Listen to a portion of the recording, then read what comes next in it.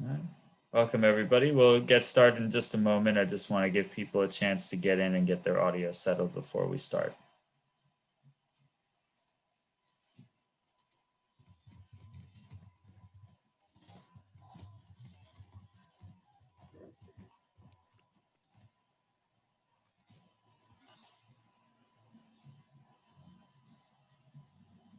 All right, looks like we have a critical mass we can begin with, and I'll make sure I type all these out for people that are coming later and just can't hear me now for whatever reason. But welcome to today's webinar. Before we get things rolling here, I just want to cover a few logistics about this platform in particular. This is Zoom webinar, not Zoom meeting. So if you haven't joined a webinar on this platform before, you are muted and your cameras are disabled by default. So you don't have to worry about interrupting us or anything like that, but it does mean that your interactions are limited to a handful of options. The first is the familiar chat option. Just keep in mind that defaults to all panelists. So if you want everyone to see your comment, just make sure you select all panelists and attendees from the drop down there. If you have a question for the panelists, you can use the Q&A button at the bottom of your screen there. And then finally, if you need to, for whatever reason, speak your question or just speak a comment, you can raise your hand and I'll unmute you at the end of the session during the Q&A portion. So without further ado, I want to hand it off to Wendy Kilgore. Wendy? Thank you, Mike. Welcome, everyone, to In Their Own Words, Perceptions of Training Needs Among and Between Professional Employee Levels. We had struggled with that title. It's hard to get a lot of words in there to explain what we researched, but we landed on that one. And you're here today to hear about what we found out. And I'm having technical difficulties. There we go. There we go. Next slide. Joining me today is Steve and Rob, who will present and talk about our results after I touch base a little bit on the introductions. Steve is with InsideTrack and Senior Vice President of Partner Success. Wave hi, Steve. And Dr. Rob Hornberger is Associate Vice President for Enrollment Management and Services at Missouri State University. And he participated in the research and gracefully also decided to join us today. Thank you. Thank you. Our research sponsor today is InsideTrack. They actually made it possible for us to do this research at AACRAO, and they partnered with us on a couple of other projects before in the past. They are a nonprofit student success solution research and insight provider and have a lot of resources available to you to help you manage your student success initiatives. They can be found at www.insidetrack.org. And again, thank you to InsideTrack for sponsoring this research and participating.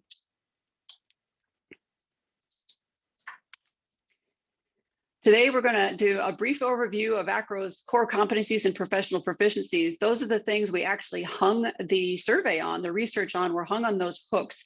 So we benchmarked them around those things. And so I wanted to introduce you to them just in case you're not familiar with them. And then I'm going to share the results that we found from interviewing frontline staff, managerial staff, and senior leadership, surveying them about their own needs and what they think the needs are of other professional levels.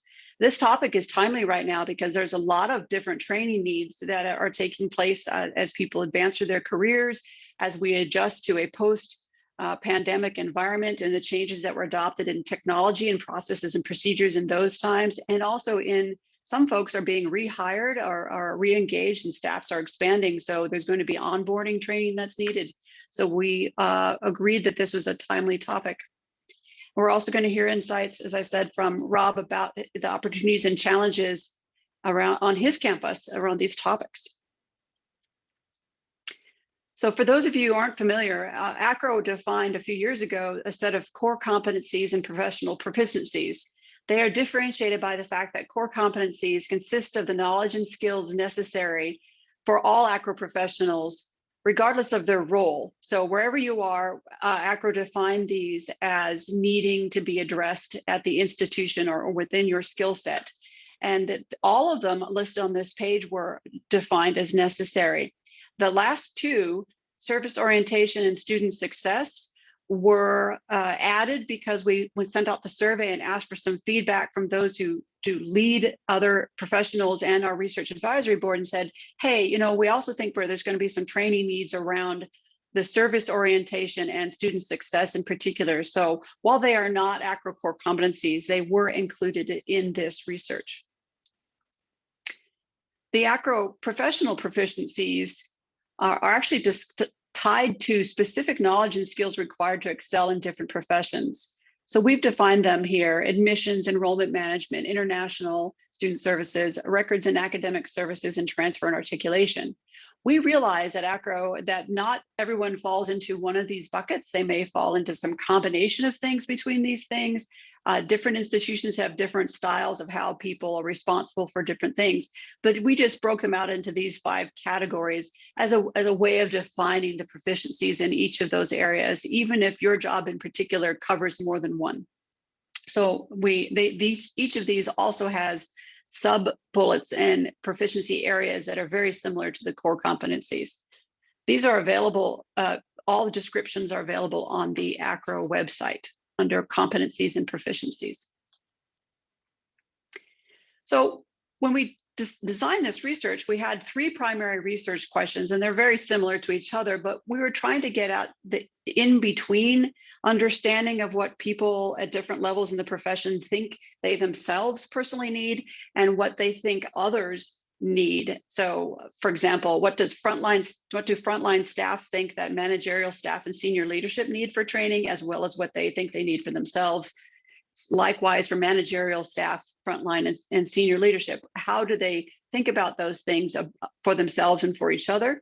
And how well do those align? So we are trying to tackle this between group and among group understanding of professional development and training needs. This was a seemingly important topic to a lot of people because we had 947 individuals from the US and Canada respond to this research, and that was an excellent outcome. So if you were participating in this webinar and also responded to the survey, thank you very much. We can't do this work, as I've always said, cannot do it without your participation, so thank you. How it broke down here is we had about 36% were senior leadership, which they self-defined under the definition that they were responsible for supervising one or more managerial staff, at least. And 48% were managerial staff responsible for managing one or more professional staff, and 16% were frontline staff, those who do not supervise other employees, excluding student employees. There's a limit to this research in that those categories aren't necessarily inclusive of everybody who tried to respond to the survey. You may think self-defined as falling into one or more of these categories, but we had to have some way to put some brackets around things to do the research. So those are the definitions that we used. They were also able to identify one or more main functional areas of responsibility. So that's why the next bullets down don't equal 100%, because they were, again, able to check one or more. As I talked about a bit before, the professional proficiencies, they're broken out by singular areas, but as you can see from our data here, people are actually responsible often for one or more of these areas.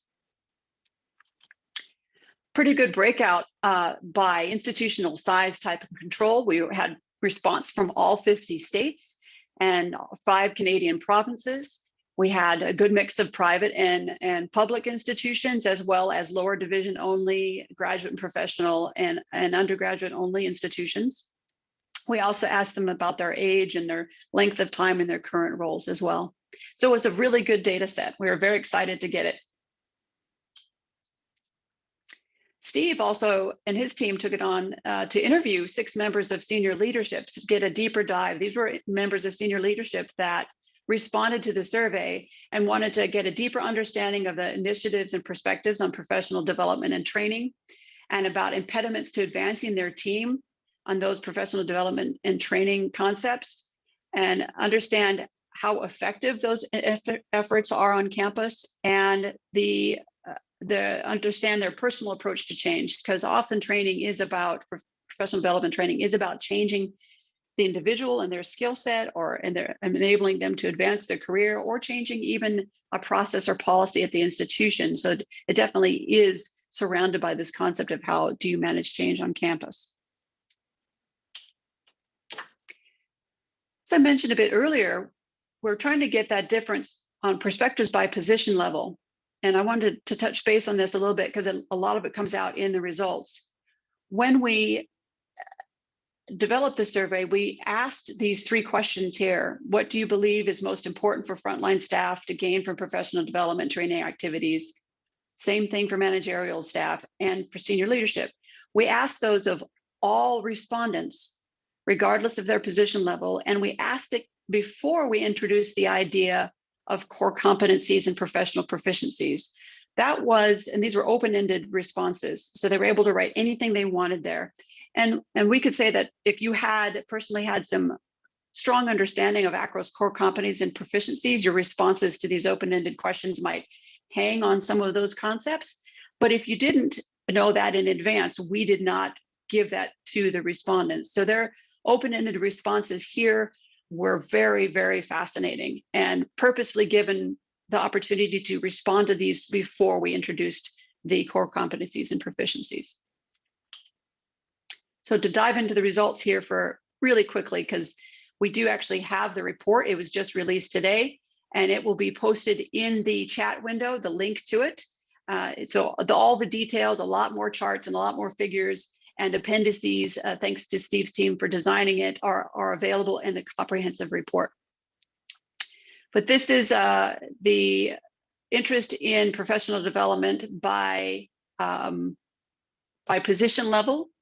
And they wanted to know what kind of format, or we wanted to see what format folks wanted it in. And I'm curious as to whether or not, because we don't have the data from the past, virtual training and workshops comes up at the top for everyone. But I wonder if that question would have had the same results prior to COVID. So would we have known whether or not, I mean, would they have selected that, or would they rather selected online or in person? So in person actually falls to third here. And then publications and training manuals and pre-conference workshops fall down there towards the bottom. But we hope this information helps you on your campuses decide how the different ways you can offer training to your members of professional staff based upon their feedback here, their preferences. We agree to disagree on core competencies, because remember there's that among and between differences. So we actually had agreement among senior leadership and managerial staff on the top 5 core competencies training that they think is needed for frontline staff. So again, their opinion on what frontline staff needs. They said number 1 was problem solving, then communication, service orientation, technical knowledge, and diversity and inclusion. But frontline staff do not wholly agree with their assessment, which is fascinating. So they themselves think that student success is up there at number 1, so they want to understand that, training in that area. And then we had problem solving and diversity and inclusion tied for number 2, change management at number 4, and technical knowledge is 5. So there's some overlap between what management and senior leadership think frontline staff need and what frontline staff say they do need, but not line for line. Especially that component of change management. It didn't show up for management or senior leadership, but frontline staff say, yes, I need to know how to manage change, which is an interesting point. Then we also had the senior leadership and managerial staff say what they thought were the top perspectives or top training needs. And you can see so there are actually some overlap here between what they think they themselves need, change management as well. So they thought change management for themselves, but they didn't think frontline staff needed it. That's interesting as well. Of course, they're interested pretty straightforward in leadership and management and student success. And senior leadership, again, had collaborative decision-making, and managerial staff had technological knowledge. That kind of makes sense. For managerial staff, you tend to be the folks that are leading and helping select the training and resources from the technology platforms that you and your staff use. So again, some overlap, and we had some ties here as well, where they're just percentages were just absolutely spot on the same. So they're included here. The senior leadership perspective on what managerial staff needs, they thought leadership and management, that managerial staff needed training in that area as number 1. Service orientation, though, falls way down there at the bottom. Only 6% responded that way. And this was, they could check all that applied. So, and again, change management falls in there. So there's some overlap there, problem solving, and all those things that you think of when you're trying to be a manager.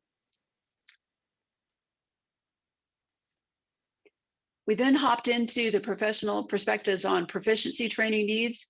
And within those professional proficiencies, the groups that I showed you earlier, admissions and enrollment management and international and records management, there were different little sub-proficiencies in each of those. And when we aggregated those together, we see that frontline staff, they think that they want records keeping and services and data stewardship, but as do managerial staff, that came up as #1. And so not necessarily surprising, given that we have 80% of our respondents say they're responsible for their records management component as well as part of their job. The red items there are ones that fell across in all 3 categories. Again, some records management components, but also data systems management. So with one of the proficiencies across a couple of the professional areas is data systems management, and that came up amongst all of them as important for them to get training on. And as we know, technology and student information systems is all about data systems management these days. When we had the open-ended responses, those were about 60 or so pages of 10-point font, reading through all of these things that they wanted to get training on. The frontline staff, managerial staff, and senior leadership staff, that data was aggregated and reviewed and massaged and looked at for themes. And these came out for all 3 levels. Crisis management came out as something that they wanted to have some training on. So how do you engage in helping people through crisis situations? De-escalation training, how do you deal with difficult customers and difficult situations in the workforce or students? That came up a number of times. I mean, it was pretty common theme, de-escalation training for all levels. How to collaborate both within a group and across the institution. Some information on helping folks get that kind of resource. And how to build teams. So which ties to collaboration. How do you work together as a team or teams across units? And inclusion and understanding people's different backgrounds. Leading with compassion, so understanding the personal needs of your staff and your students as leaders. You know, the frontline staff were saying, I'd like to have somebody that has leads with compassion, and they think the managerial staff need it, and senior leadership. And likewise, senior leadership and management said they'd like to understand how to engage with their staff in a compassionate way and find ways to lead them that way. And frontline staff, over and over again, mentioned confidence to do the job. They themselves said that they want to be able to understand and be free and feel comfortable to make decisions, to de-escalate situations, to search for problem-solving solutions and ways to improve their own processes, but to have the confidence to do that. And management and senior leadership would like them to do so as well. So those are key areas that we have not covered in our professional proficiencies and core competencies that from these open-ended responses that there was a lot of interest in. The challenges, we asked them to tell us what were the challenges around senior leadership and management, around offering training and professional development opportunities to their staff. And there were several roadblocks to professional development and training. Among them were access to the technology resources available to them, getting buy-in from those who they want to get training to, because not everybody said that they had willing participants in the training. So even if they offered them, they didn't necessarily have folks that wanted to come to those trainings. Also the training partners. So if you can't build all of this in-house, where do they get those training resources? What's the best place to go? But ultimately, what they all boiled down to in the end, with the highest level one is represented by this figure here, and it's to represent time and money. So how do they get the technology? How do they break out the time to do it? And that was the main things. Or how do they have money to send them to conferences or get them to enroll in online courses? It was time and money, because we're doing a lot at institutions with less than we used to in many cases. Now I'm going to hand it off to Steve and Rob, and they're going to have a discussion about what they learned in talking with each other about their challenges and opportunities around professional development and training. Thanks, Wendy, for giving us an overview of the research that you did, and thanks to you and the AACRAO team for everything you did to pull this together and get 900 responses from people across our industry. It's a fantastic survey that was put together, and I loved working with you on the research components of this. My favorite part, however, was interviewing Rob and 5 other senior leaders across higher ed, representing public and private institutions, large and small. Somehow we fit them all in just 6 interviews. And the reason I wanted to have Rob join this webinar today was because of where he sits in his organization at Missouri State University, but also his background and his experiences. And I think Rob will be the first to say they're not doing everything right, but they're learning as they go.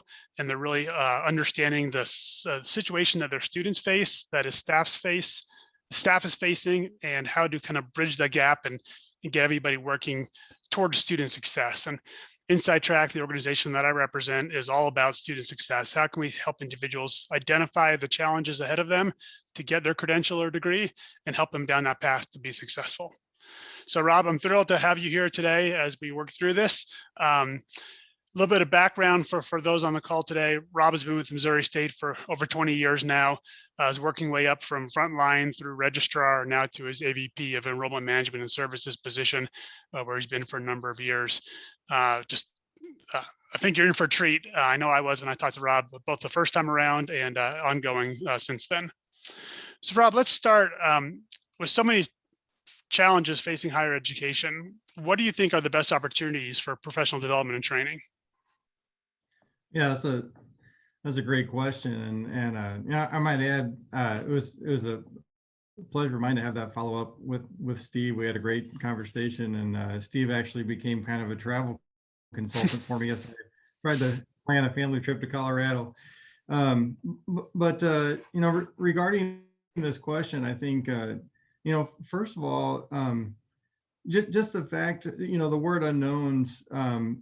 That's become a bigger and bigger issue in higher education of dealing with a landscape or environment with more unknowns. We've certainly learned that in the past year, how we can have some even really big unknowns.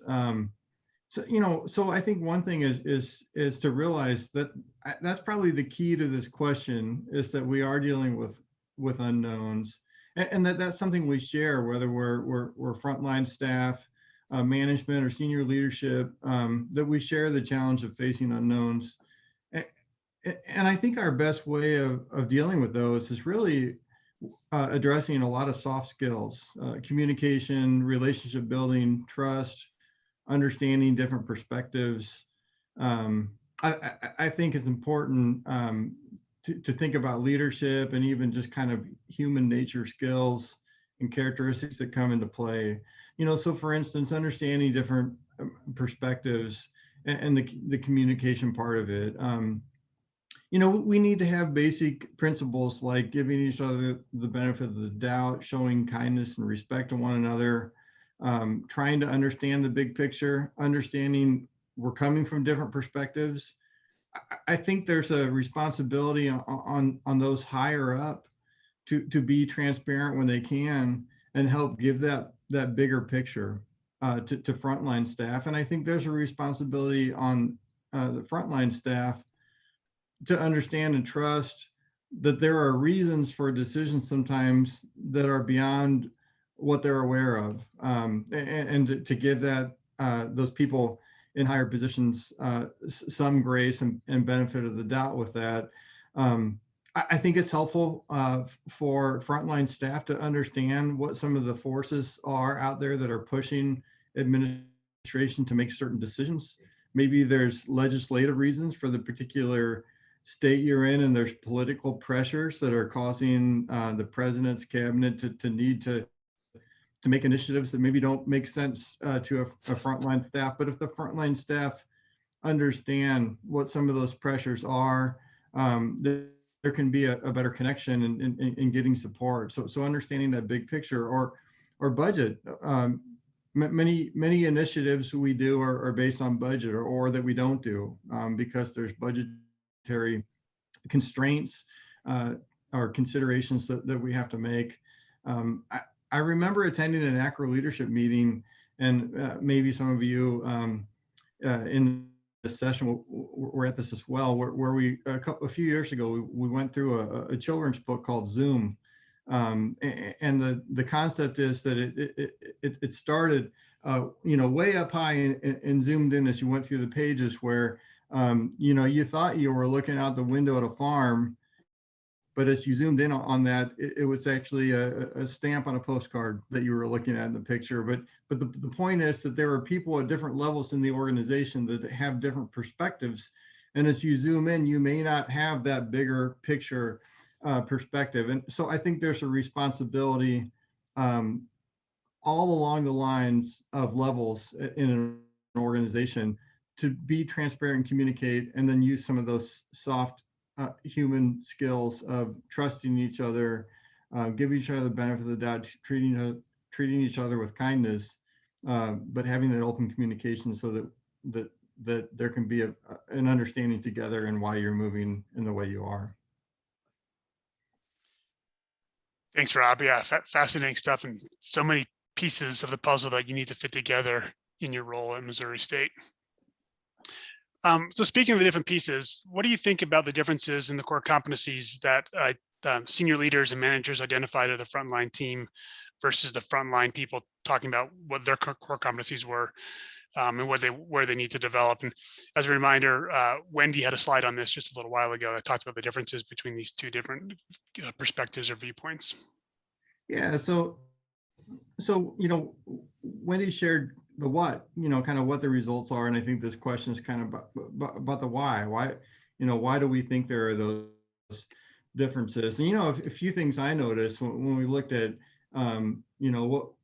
what were the bigger interests to frontline staff, for instance, versus senior leadership.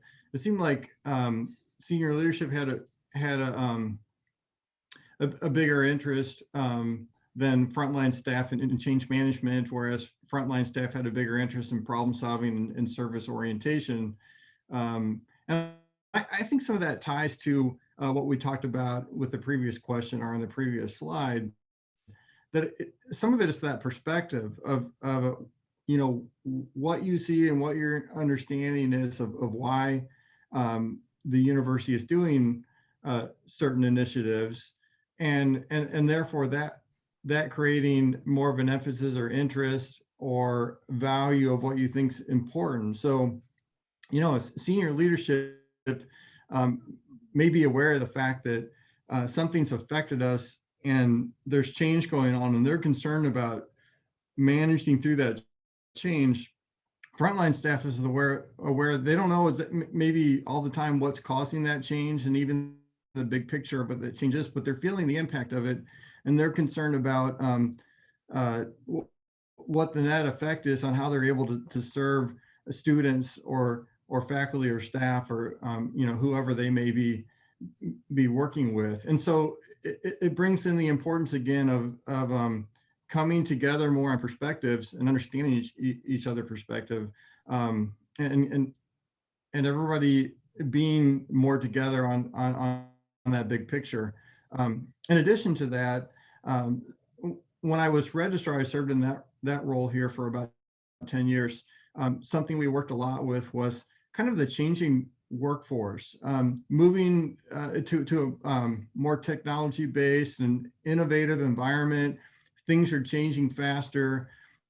The position types that you need in the office, the type of responsibilities they have, the way they interact with those they serve, has changed, and the manager has to be flexible with that and identify those differences and be prepared to help change those types of roles and bring staff along, and the staff has to understand what's going on there. So that's a good example where over the 10 years when I was registrar, we would take positions that maybe years ago used to be a clerk and did a lot of handling paperwork, and we just grew to a point of not needing that specific role as much. So when there was natural attrition, we would be intentional to take that position and turn it into a role that maybe could do more troubleshooting with technology, or helping students or staff that they serve with the technology tools that we have.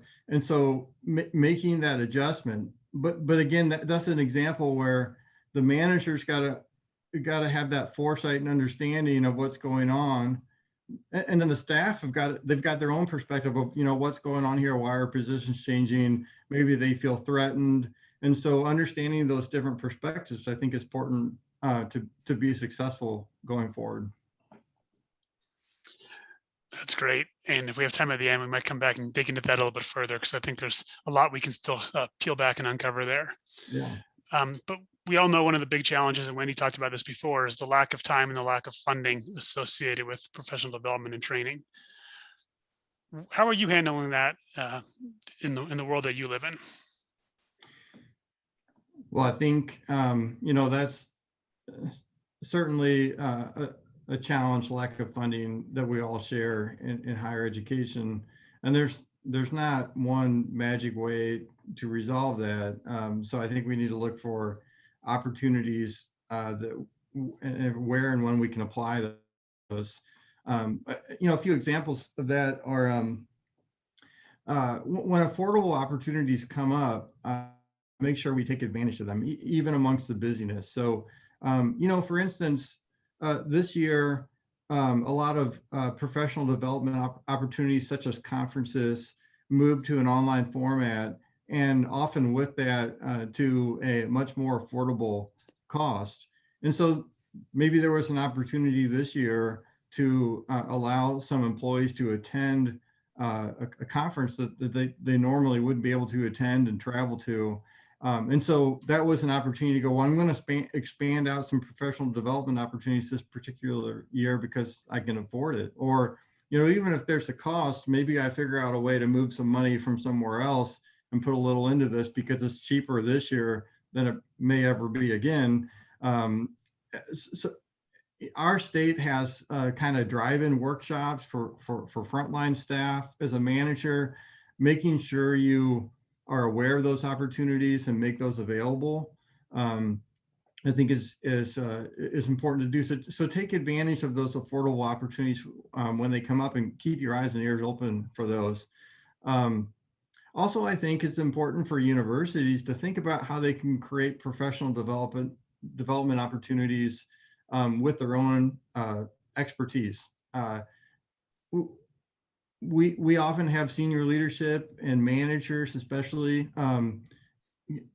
who give presentations at conferences to their board, things like that. So there's some expertise right there, and some knowledge that can be used with professional development for employees at the university. Or, a university is full of expertise with our academic programs, so how can we tie in using the expertise of faculty and research taking place at the university with ways that we could provide employees with professional development based on that expertise.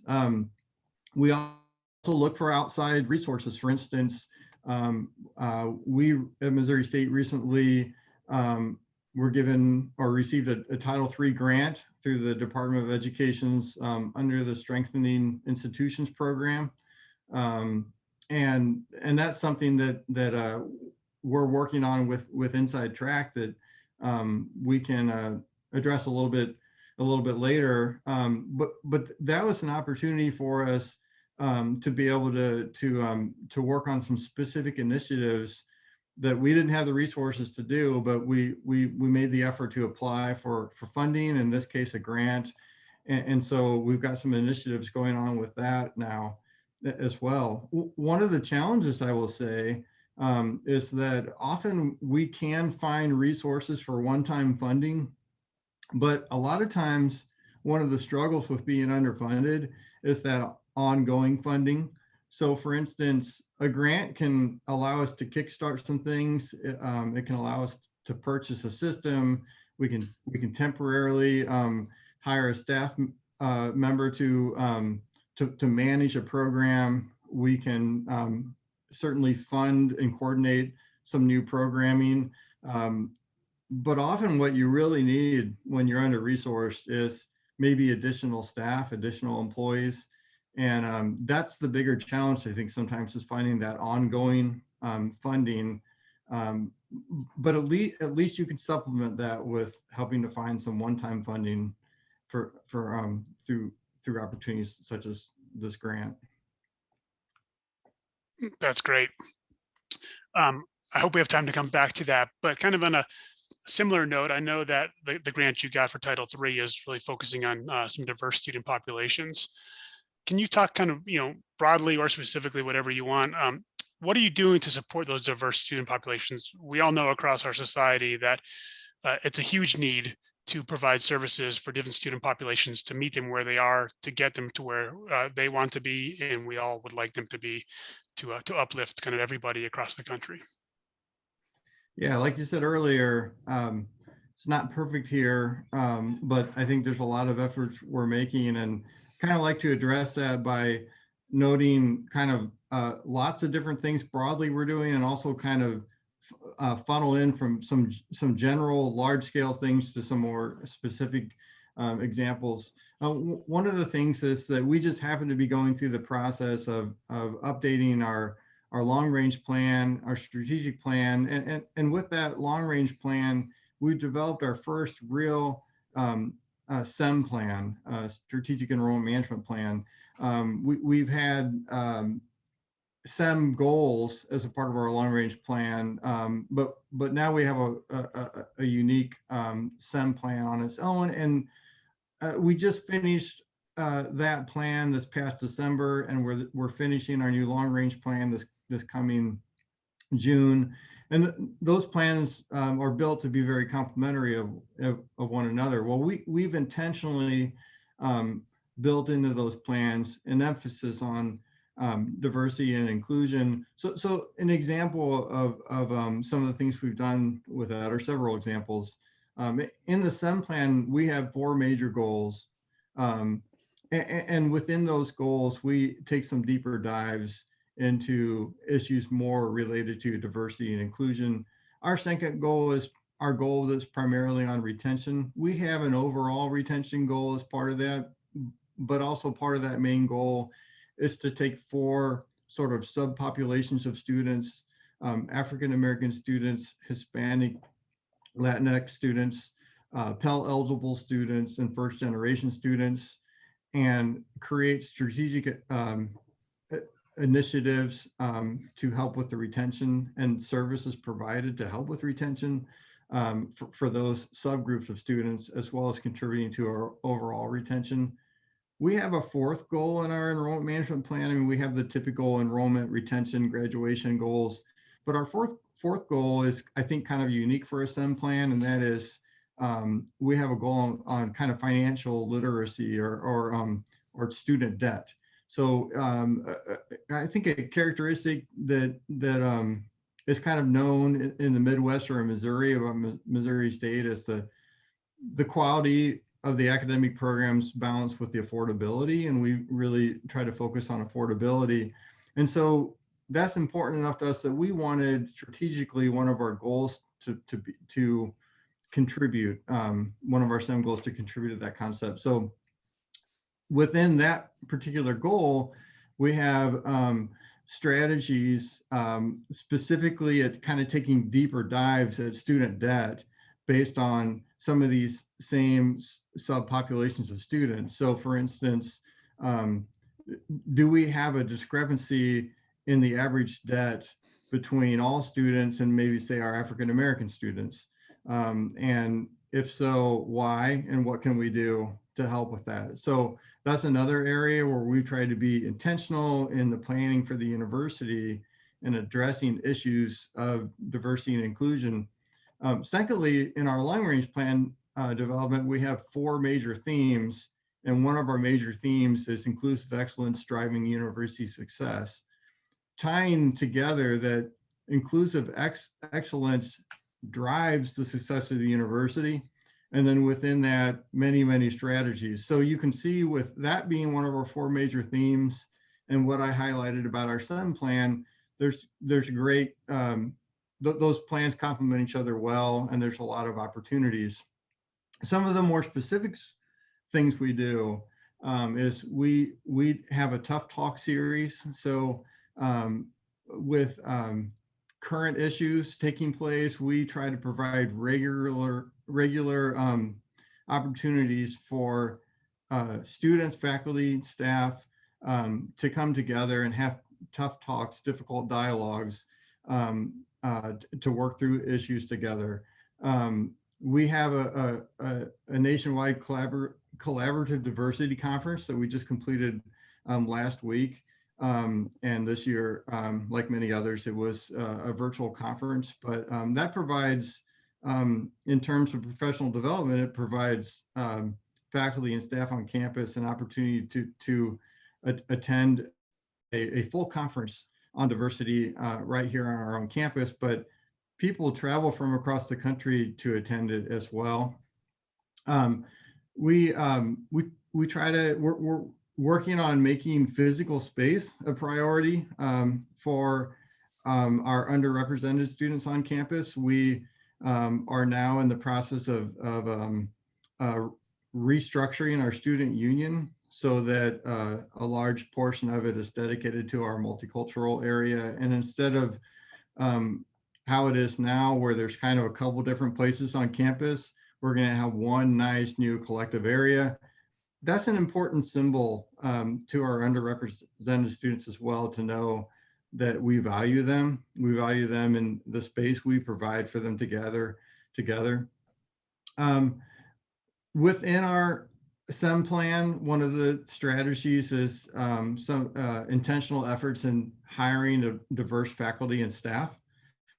And then also a strategy specifically on creating cultural consciousness among our faculty, staff, and students.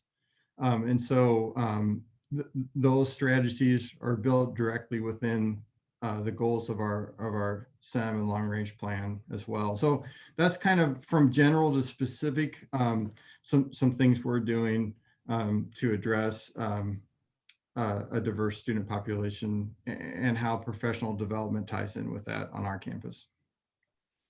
Fantastic. Love hearing all the different aspects that fit into that for you. So we all know the last 14 or so months across our country and globe have been a challenge, to say the least. But challenge is also, time for newness and opportunities to arise. So is there a change or policy that you've implemented in the last year or so that you said, hey, this works, it's something we should be doing moving forward? Yeah, I think there's several things. And again, a couple of things that are maybe more general and a couple of things that are more specific. But one of the big things we did last year when, in late March, campus closed and we moved to a virtual environment and employees quickly moved home, and we were trying to figure out how to adjust to that new environment. And we started getting concerned about enrollment for the fall, and both our current students and what they were thinking about for the fall, and then our newly admitted students that we'd be starting in the fall. So we developed calling campaigns and structured them, coordinated them at a high level at the university. So we had kind of two major campaigns, one for our continuing students and one for our admitted students. We created a system where, well, first of all, from the top down, we had the presidents and all our VPs support for this.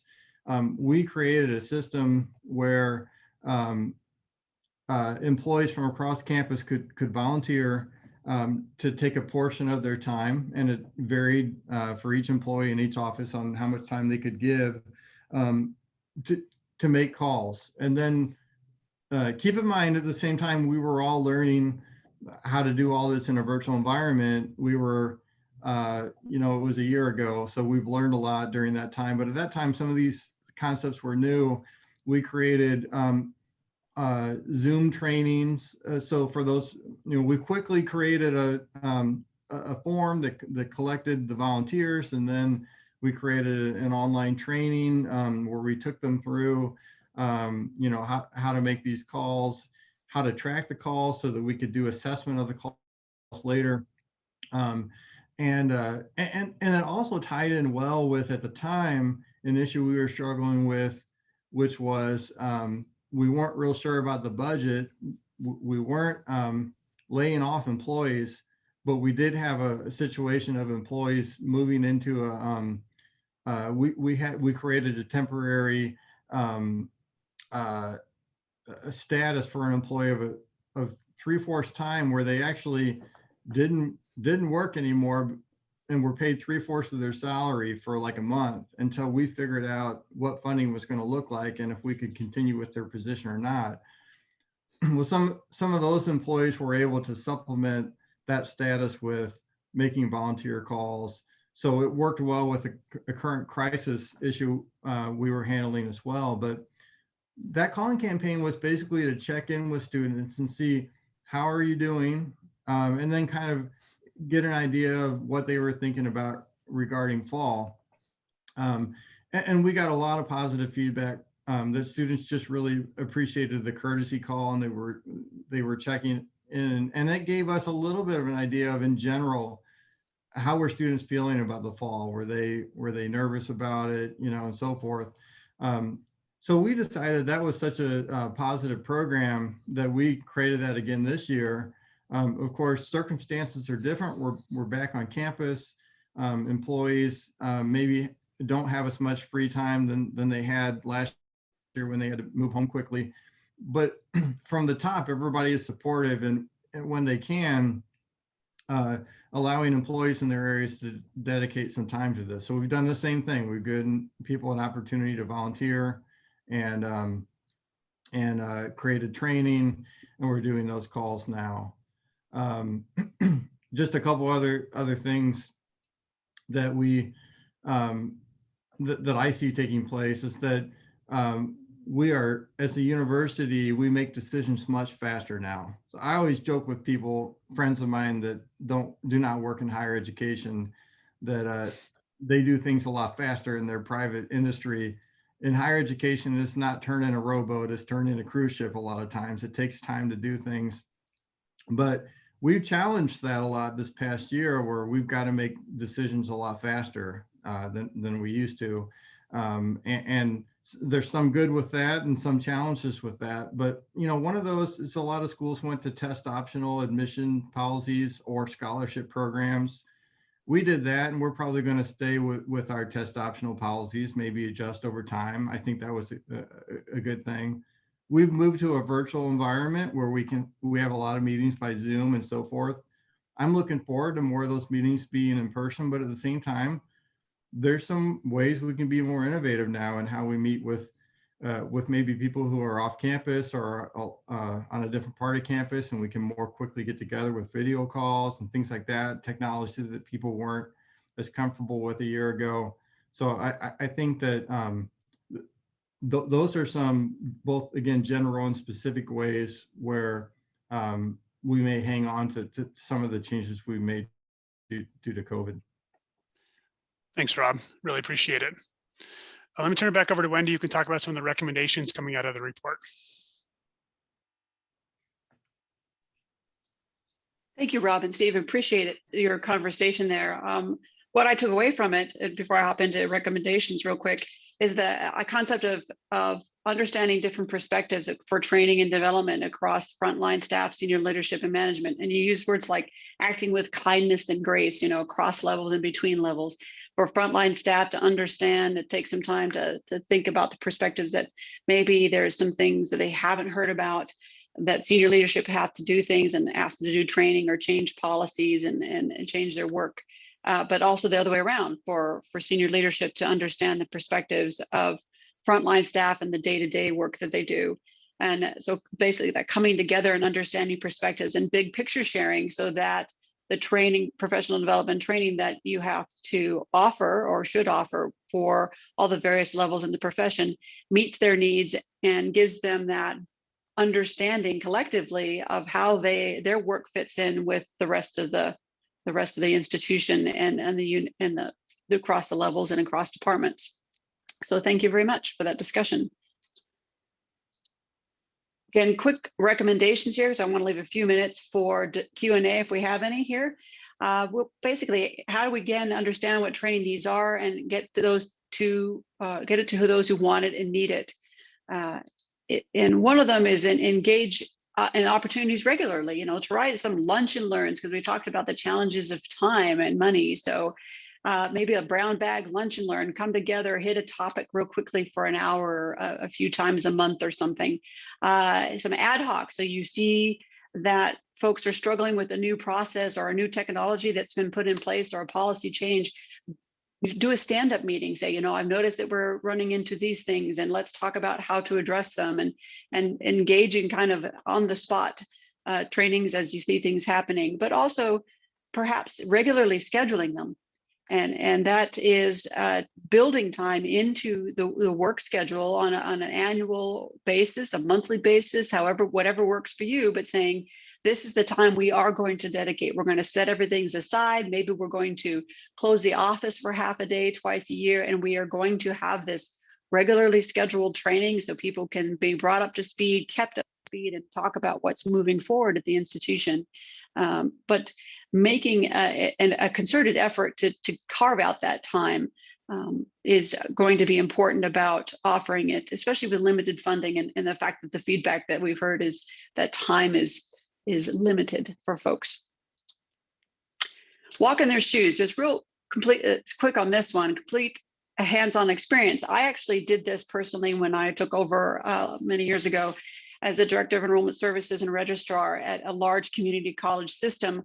I went to the campuses the first semester when registration started and did the work of frontline staff. I got behind the computers, I did stood in line and talked with students. And from that experience, two things. One, I learned where the sticking points were in their jobs, and a fire hydrant in their brain, right? I learned what their job was right off the bat. I was able to absorb that. And then they were comfortable. My perception was they were more comfortable because first they were like, why is this person here? They're from the district office. But then they were like, oh, they're trying to help us understand their job. And they started to engage with me and share their sticking points and their successes with regards to their own position. And that allowed us to, as a larger institution perspective, make some changes that improved their ability to serve students. So that if you have the time, go walk in their shoes. If you haven't, like Rob, worked up through the organization and seen all their perspectives, go see what they do if you can. Find training partners that we mentioned earlier. Can be less expensive than in-house. They're often better because sometimes there's a singular focus, so that is what they do. For example, Leroy Rooker, FERPA training, right? Where do you go? You go to AACRAO and Leroy Rooker for FERPA training a lot of the time because it's a singular focus and he's an expert at it. And partner institutions may already have the training you need, are available and willing to share it, such as if you use the same student information system. Sometimes they already have built-in training that they can share with you about that if it isn't already coming from your student information system vendor. We have a few resources here. At the bottom it says, and many more, ... because there are a lot of things out there available to you for professional development and training, not only our AACRAO core competencies and professional proficiencies and our online courses and seminars and on-demand training and all the other things we have for you, but we can also do customized training at your campus. We have partners like InsideTrack who also offer a myriad of resources on training around student success. There was a recent offering from the University of South Florida on the certificate for diversity, inclusion, and training in the workplace. It's an online course. Since that came up a lot as an interest area for training, diversity, inclusion, I thought I'd put that there. But it's also other training partners, possibly EDUCAUSE, a lot of resources there, Academic Impressions, Harvard Institution for Higher Education, diversity, and I already mentioned that one, the certificate from South Florida. But there are a lot of resources. You can put pages and pages up here. If you're interested in learning more, please don't hesitate to contact me or Steve about some other resources available to you, or again, go on the AACRAO website for those. And now we'd like to open it up to questions. What I'm actually going to do is skip over to the next slide so you have our contact information. But this is a reminder, if you have any questions, please put them in the Q&A tab, and we will answer them as we go along here if we have any. We have about 6 minutes left, so we can give you a few minutes to post any questions you may have there. In the meantime, until we have, if we have any coming up here, while folks have time to type them, Steve and Rob, did you want to add any last thoughts? was going to say that participants real quick, you can also raise your hand and we'll unmute your microphone if you would like to ask your question verbally. Just give a few seconds for that.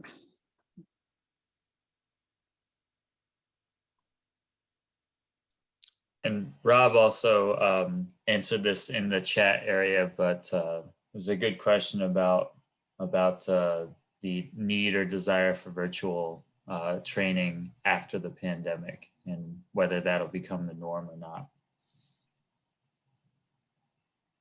So Rob, I've got one quick one for you.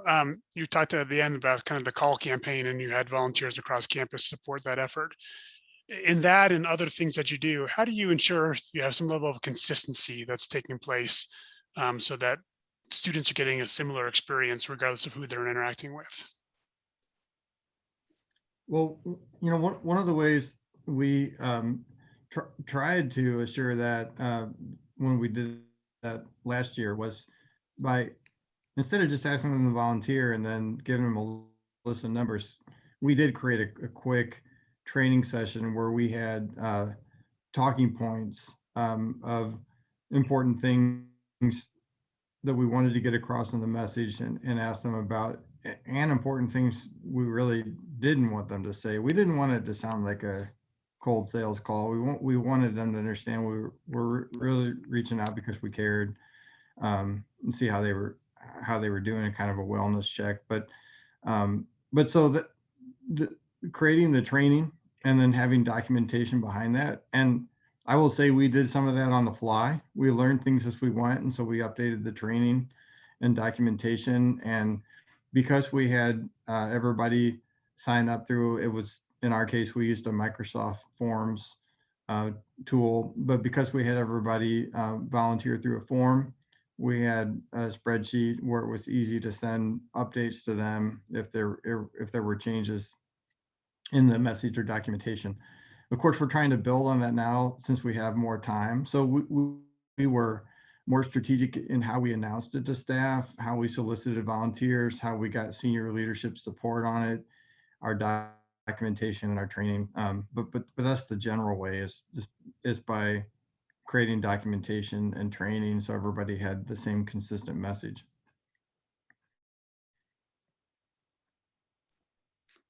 Thanks.